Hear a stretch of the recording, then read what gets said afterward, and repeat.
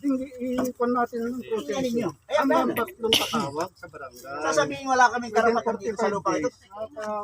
Wala kaming title dito. Kami ang namumuhis dito. Kami ang namumuhis, kami nagbabayad ng buwis. Hindi, anong paninyo rito sa mga Pendings po namin, Kapitan. bilang kayo naman ang nasa assessors, siyempre kayo nakakaalam. Dahil ako lang naman, kapitan dito. Okay, papaliwanag ko lang ha. Paliwanag niyo po muna. Sa local government code, kung kayo ay nagbabasa nito, may kanya-kanya tayong trabaho.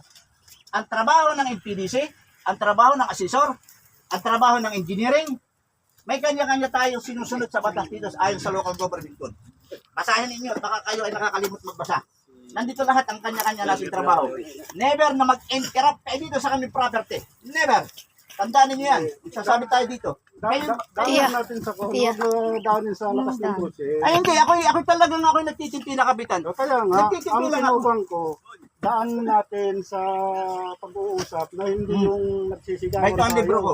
Lalo lang tayong... Bayan ang libro ko na binabasa. Ay, okay lang po kayo paliwanag, Kapitan, yung Sige po, tinatanong sige niyo po. po. Nang sa ganun ay maliwanagan.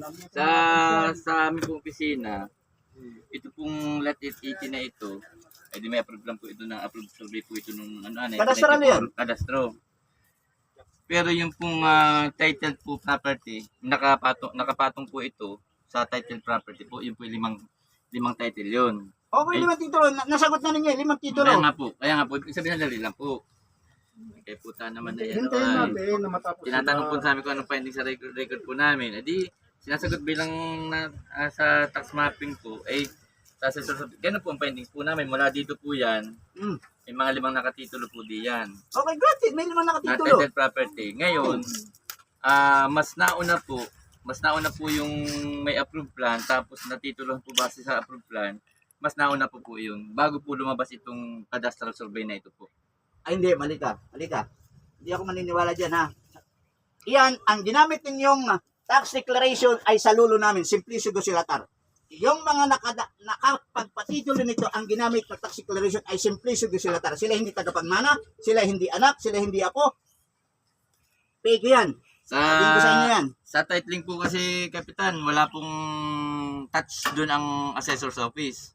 So, pag po ganyang mga kadastral, ang ang usapin po yan, halimbawa, ganyan pong papunta sa OCT, ang concerned agency po dyan ay DNR.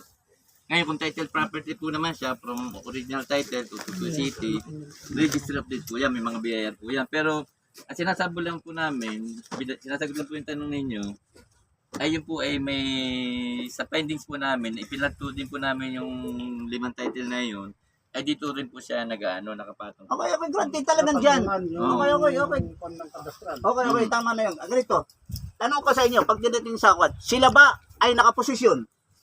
Sila ba ang nagkukultiba? Sila ba ang nandito? Wala. Kaya kami, Kapitan, hindi na kami maghaba. Kasi kung tayo ay magpapaliwanagan ng ating kanyang puro-puro, ay hindi matatapos yan. Daanin natin sa proper way. Sa tamang batas, kung sino ang nagsasabing masigit na may karapatan sa lupang ito. Hindi, kaya nga ganito, ako may salitang opinion na rin, dahil naman sila ng PDC at ang mga Saan katutak ang kumanang pag-iusapan? LGU, siya aparte. Ang hiningi na lang namin sana, kasi nga hindi tayo makakapag-finalize dito, ang magdadadismin na yan ay ang korte. So ngayon, para magkaroon tayo ng paghaharap, ay di kami nahingi sana, tinapakisip mo rin PDC, magkakandak ang mga